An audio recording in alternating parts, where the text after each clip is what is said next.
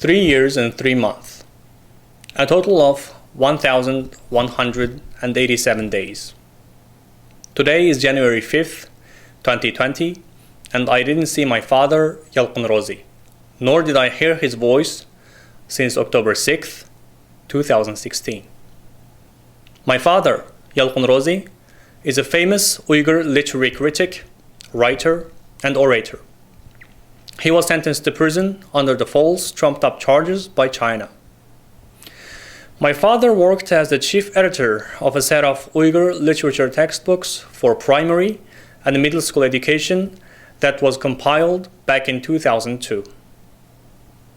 In 2016, after these textbooks were used for more than a decade, China suddenly decided these textbooks to be problematic and poisonous.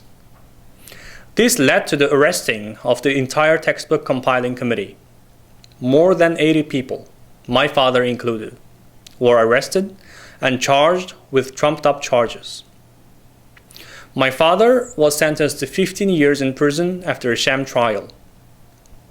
If these textbooks are indeed problematic, as the Chinese government claimed it to be, they could have never seen the light in the first place, not to mention to be widely used as textbooks for more than 10 years.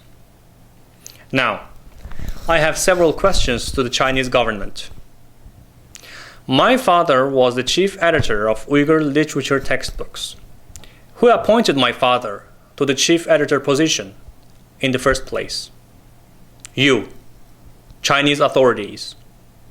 Who censored these textbooks after they were compiled?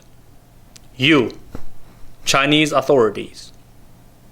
These textbooks not only went through very strict initial censorships, but were also recensored every year before the school year starts. Who carried out those annual censorships? You, Chinese authorities. These so-called problematic textbooks were circulated and widely used for more than 10 years. Who approved their circulation? You, Chinese authorities. In fact, the true crime of these textbooks in the eyes of the Chinese government is manifest in the name of these textbooks: Uyghur literature textbooks.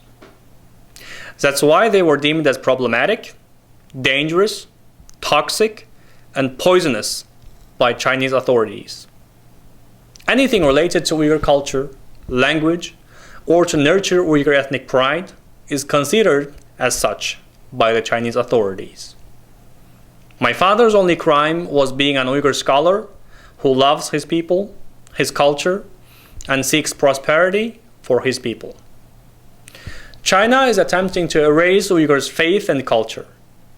I would like to tell the governments and people around the world in 2020, let us seek an end to the concentration camps and the forced labor in East Turkistan. Let us seek freedom for those jailed Uyghurs, among which are our innocent fathers, mothers, sisters, and brothers. Let us seek human rights and liberty for Uyghurs. Enough is enough in East Turkestan in 2020. China, show us my father's face. Show us he is alive.